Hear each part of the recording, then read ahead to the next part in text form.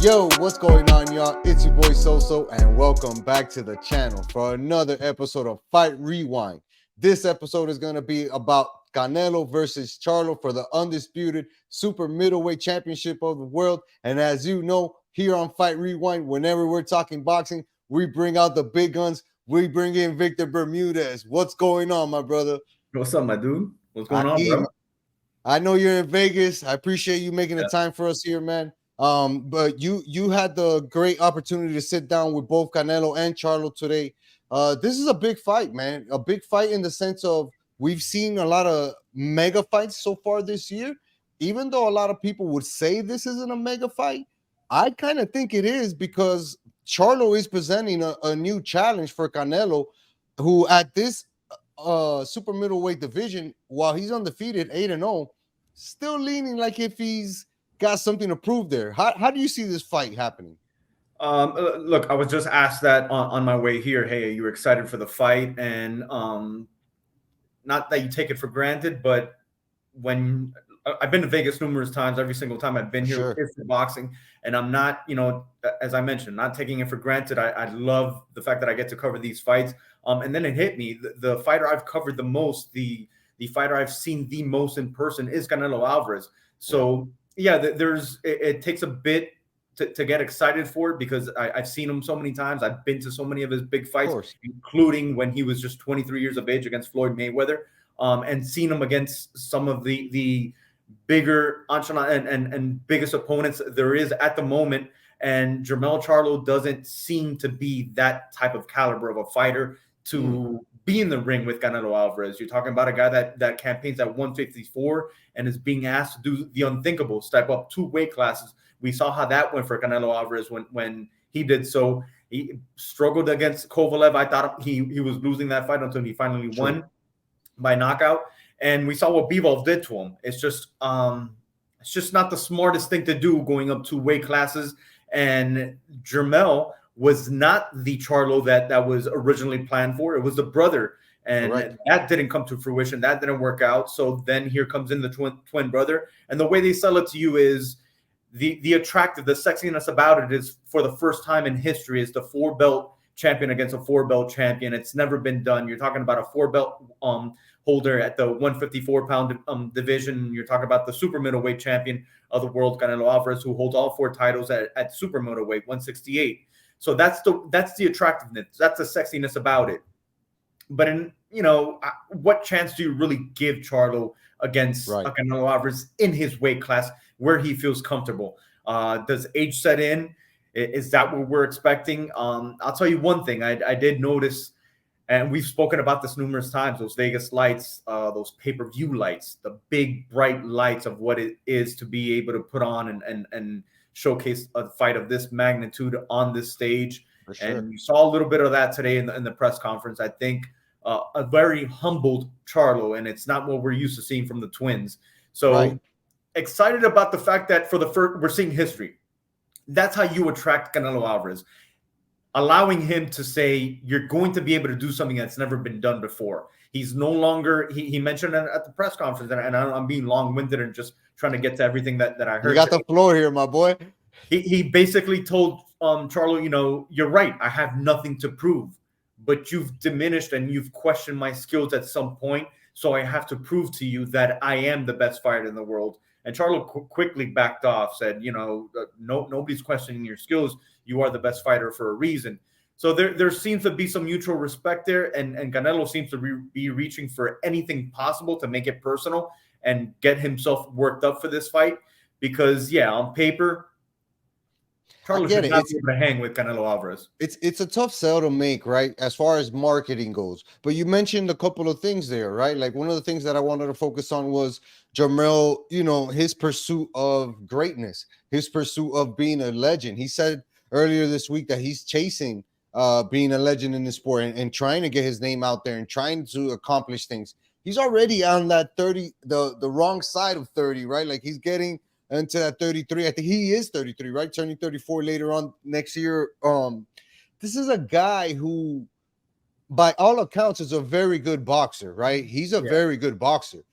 But we haven't seen him really challenge anybody worthy of recognition, but he has knocked out four of his last of his five opponents in the middleweight division.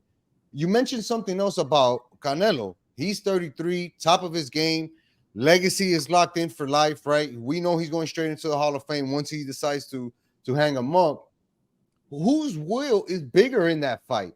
The guy who's really trying to solidify his legacy and make a name for himself in the sport, maybe under the shadow of his brother's accomplishments, or is it going to be the guy who is proving consistently, this is why I'm number one, this is why I have that Floyd Mayweather effect where you have to come see me fight regardless of whoever I'm fighting?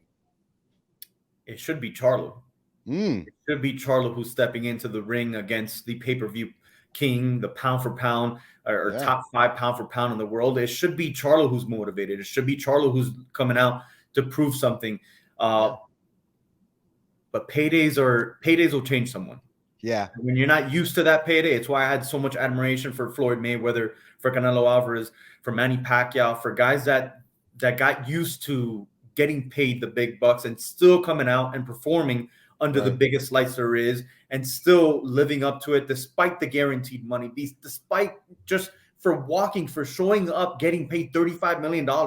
Yeah, and yet you step in the ring and you still suffer a broken nose, suffer a bloody lip, suffer a bruised eye, get knocked down, get back up.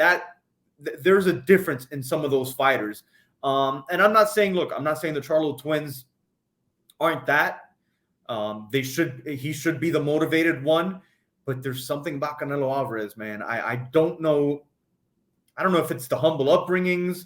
I don't know if it's always going back to his roots and where he came from, or just the simple fact that he doesn't forget where he came from. He doesn't want to go back to that.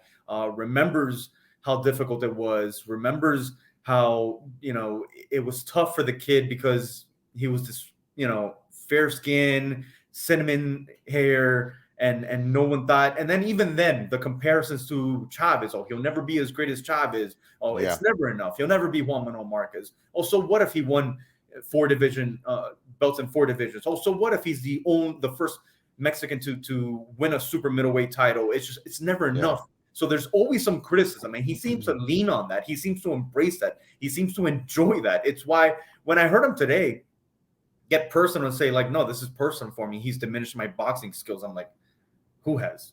I don't remember that. I don't think I've ever seen that written anywhere on any website. I can go back and I'm sure they've said some commentary about Canelo, in the past, but it's to make a fight, to look for a fight. Right. But he seems to go to the well and to dig things up, to make himself believe something. So, long answer is what I just gave you. Short answer, it should be Charlo. Charlo should be the motivated one. Charlo should be the one, hey, I'm here to prove that I can go up 2 weight classes and dethrone the king, the pay-per-view king, and dethrone the boxing king at the moment, despite what Terrence Bud Crawford has done, what Tank Davis is doing, what Tyson Fury thinks he's doing, and the money he's making at the heavyweight division. The truth is, Canelo Alvarez is the king of boxing right now. So all the motivation should be for Charlo, but there's something about Canelo Alvarez, man. He always seems to rise to the occasion outside of the Bivol fight, which was a little too much for him to handle. But even then, the reason why we're here is because Bivol refused to make that fight at 175 because he expressed the interest, like, no, this fight has to occur at 168 because I want to beat you in your own weight class. And Canelo's just not having it. It's like, no, we fought at 175. I need to redeem myself at 175. At 175. And that's how we end up with him signing with Premier Boxing, Showtime, and we get this fight against Charlo. Well, it's smart business, right? To have Canelo fighting at least twice a year, or at the very least once a year. Not only because you get to keep that entertainment value of the game of boxing at its all-time high, right? You're also giving the boxing fans what they want to see, right? People take shots at the throne. But like one of our most favorite shows ever, right? The Wire. You come at the throne, you better not miss, right? Yes, sir. And if we're talking about Charlo and what he needs to do in order to win this fight, you're more of a boxing expert than me. I know he has a good jab. I know he can take a punch and can work around the ring as necessary. What do you think he needs to do in order to do it right all night long to win the fight? And more importantly, what does he have to avoid from Canelo? I think Bivol put the game plan on how to beat Canelo Alvarez. The issue is that Bivol was the bigger fighter. Yeah, of Bivol was course, by a lot. a very skilled light heavyweight, and I didn't think Bivol would win that fight. I didn't know enough about him. As the fight got closer, I was told Bivol was going to present troubles for Canelo Alvarez. He did with that jab. His game plan worked to perfection. But he was the much bigger fighter, the better fighter that night, the better fighter probably overall because of just different skill sets and different weight classes. Charlo's gonna have to get lucky. Oof. Charlo's not a better boxer than Canelo Alvarez. That's true. Charlo doesn't have a better chin than Canelo Alvarez. Charlo, to me, doesn't have better conditioning than Canelo Alvarez. To me, Charlo is just not a better fighter than Canelo Alvarez, and you're going up 2 weight classes. Yeah. I can't stress that enough. You're going to where he feels most comfortable. You're going to where he's undefeated. You're going to where he's made a name for himself. He was beatable at 160. He looked beatable at 154. At 168, there has not been one fight that you say, anybody. Man, I don't know. Canelo's just not the same at 168. What he's done at that 168 division is scary good. Yeah. I mean, scary good. So I don't see who gives anyone I don't see anyone that gives Charlo a chance. I certainly don't. And as you know, the cliche says, to beat the man, you got to beat the man, as Ric Flair would say. And no one's been able to do that. No one's even made it close at 168. We saw what happened to Billy Joe Saunders. He hasn't fought since. We saw what happened to Caleb Plant. Looks silly. We've seen all the other fighters that have come at 168. It's just not favorable for anyone that takes on Canelo Alvarez at 168 at super middleweight. For sure. And it's weird, that sometimes we hear that narrative that Canelo doesn't necessarily have that same knockout power as before, but he's made 2 guys retire in this division. He broke, like you said, Saunders' face. He knocked out a very good boxer in Caleb Plant, who was probably in his peak physical condition when he fought Canelo, knowing what type of challenge he was taking on, right? Yeah, I kind of agree with you. I don't know if Charlo has that makeup in him in order to make it there and overcome those obstacles pretty much that Canelo presents him. But if he does, it would be one of the most biggest upsets in the sport of boxing. Do you think that Canelo, being 33 in this stage of his fight, over 60-something fights as a pro, God knows how many more as an amateur, right? Like, do you think that he's lost his edge? Is there a chink in the armor? Or do you think Canelo just wipes the floor with Charlo? I think he has an easy night. I think, it'll be difficult to figure out at first because Charlo's a good boxer, presents a different style. Right. African-American fighters have kind of lanky too, right? Yeah, they've fared well against Canelo. It's one of the knocks on him that he doesn't fight him. I mean, he picked on British fighters for quite some time. But I just don't, again, I think Charlo would have to get extremely lucky. But yes, Canelo's really close to the end of his career. He's not who he was just a year and a half ago. He's a little slower, a little more thought worthy with his punches, more selective, just not as he's not the same fighter we saw years ago that, would come forward. He tends to stay in the ropes a little longer than we were accustomed to. There's some signs of Canelo nearing the end of his career. And he also tells you, he doesn't want to be doing this into his 40s or late 30s. So age can catch up to you real quick in this game. Absolutely. I saw it firsthand with Roy Jones Jr. against Antonio Tarver when Roy Jones looked invisible and all of a sudden he's getting knocked out in the second round by Antonio Tarver. This is a sport that is unforgiving and there's no timeout. There's no tapping someone in. There's no help. No tap out. You got to go out there and get get out there and get your ass whooping. This is you and the man in front of you. And if it's not your night, you're going to get caught. But we're yet to see Canelo Alvarez, outside of the Mayweather fight, we're yet to see Canelo Alvarez really get beat down, even though people had, tremendous success. At no point did you think, man, Canelo's hurt here. Right. So or out of control of the fight, right? Because even up until the end, like yeah, you can kind of tell that Bevo was making a fight out of the really pushing for a decision there. But even some people were still thinking like Canelo can still pull this off if he wins the last Yeah, two I rounds. You know thought what I so mean? too. I thought, final rounds he'll turn it on, and Right. but it just didn't come. It, It, it it didn't didn't come happen through. that night. But So let me ask you this. I know that you're leaning towards Canelo as we wrap up here this fight rewind. I know you're leaning Canelo. no, I'm not leaning. I'm there. Like I I'm am fully on the put the Canelo. house on Yeah, Canelo. like Okay, one, so I'm biased towards the man. Great relationship with him, I but know that. I didn't want to bring that up. I'm glad you did. yeah, but even if it was money if I had to bet the house, I'm betting the house on Canelo Alvarez on Saturday night. Does he get the knockout? And do you think he needs that knockout to kind of not necessarily push off Crawford off the number one pound for pound list? Because I think Crawford deserves the number one spot for right now. But in order to get to number two or number one B, do you think Canelo needs a significant knockout, like a early round, fourth round type knockout? I don't think he needs it, but I don't think there's anything he can possibly do in this fight to get himself back in the top 4 pound for pound list. Oof. Nothing. And Not is it a because of Charlo or because of him? because of Charlo, because of who Okay. the opponent is, because the Okay. guy's going up 2 weight classes. So you could knock him out with the first punch you throw, and it proves nothing. This fight does nothing to me, at least personally, for Canelo Alvarez's resume. You defeated, yes, a 4-belt champ, but you defeated a champion who had to go up 2 divisions.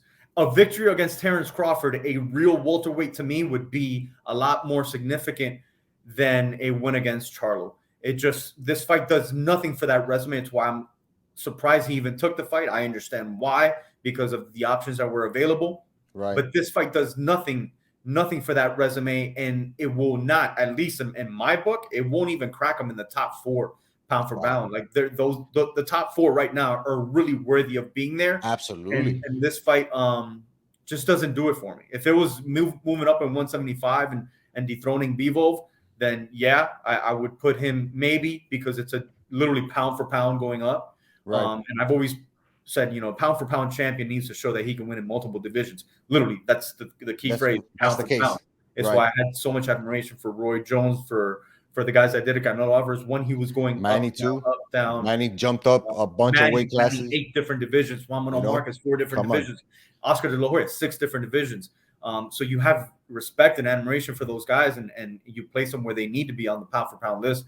But this fight does not move the needle for that in that pound for pound list, if that's what we're referring to, for Canelo Alvarez. And yeah, I do expect him. I expect him to get the knockout, not because he'll go looking for it, but because Charlo is so gun ho. Yeah, I think he's gonna just keep coming forward and not have the knowledge or the expertise to say, okay, let me sit back, pick my shots. He's gonna want to prove something, and he's gonna walk into something that's just gonna cause a technical knockout. Yeah, I'm with you. It wouldn't surprise me to see Charlo get a little bit reckless if he's hurt early, right? To say, well, shit, I'm losing the fight. I got to find a way to get back in it. Let me see if I can land some haymakers and catch Canelo sleeping. I don't think it's going to happen. I'm with you, my brother. I think Canelo wins this fight in easy fashion. Yeah. I'm just interested to see what's next for Canelo, right? That's always a big question. What's next for Canelo? Like we've talked about, he's already accomplished so much in the sport of boxing. That it's rough to keep blazing new paths in it. Yeah, he's on the right side of the fence. Sure. He signed to the right promotion. It's not a knock on anybody else, not a knock on Matchroom or Top Rank, but Money right talks, now, bro. What's hot is Premier Boxing, and they have a bevy of fighters, whether moving up or whether you want to make a super fight with Terence Crawford after the rematch with Errol Spence, whether they're loaded at super middleweight, they're loaded at middleweight. They can do stuff at light heavyweight. Yep. They can do stuff at cruiserweight. It's just he's just at the a lot right of options. He's on the right side. He's with the right network, I believe, in Showtime. Have tons of friends and admiration for what they do there and the events they put on. So he's got a lot of options. A lot of options for the biggest name that there is to make right now in the sport of boxing is David Benavidez, and he's under Showtime. He's under Premier Boxing. So that's probably the next fight. That's what's next. That should be what's next. That should be the fight that is to be made in May. We're yet to see, but we'll Benavidez is he's the WBC like interim champ or something like that, right? WBC super middleweight interim champion. Has lost the belt twice, and never in the ring. And that boy, I've been saying it for years. I've been saying it for years. The man that retires Canelo Alvarez is David Benavidez. Do you know if he's going to be there?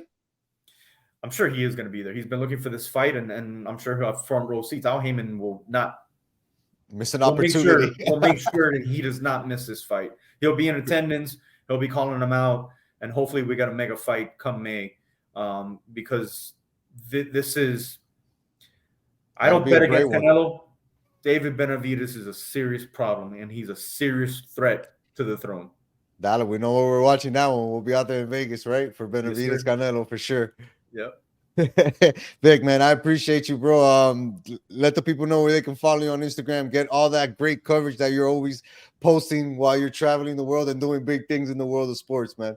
It's on Instagram and Twitter, man. Same thing everywhere. Vic, VIC, last name Bermudez, BERMUDZ. Instagram, Twitter. That's where all my content goes, man. Appreciate all the support. Nah, man, you're the man, bro. I can't count how many Emmys you have, and I know we're still piling them up. We're working on bigger things. We got the Canes coming up, brother. Woo-wee. We got a lot. We're 4-0. We're 4-0. We're coming. Yes, sir. Yes, sir. Victor Bermudez, ladies and gentlemen. Thank you guys so much for tuning into this episode of Fight Rewind. I hope you guys got what you were looking for. Canelo versus Charlo, Saturday, September 30th in Las Vegas at the T-Mobile Center. Undisputed super middleweight title is on the line. You're not going to want to miss it.